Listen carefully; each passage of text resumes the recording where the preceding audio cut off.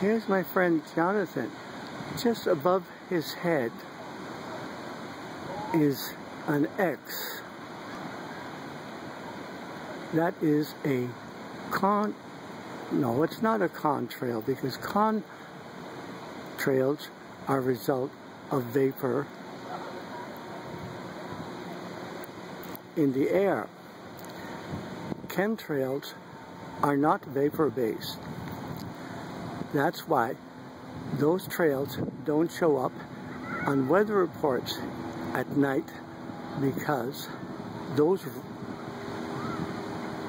radars indicate moisture or clouds. If contrails are water-based or vapor-based, they would show up, but they're chem-based. That's why they're called chemtrails. Have a nice day.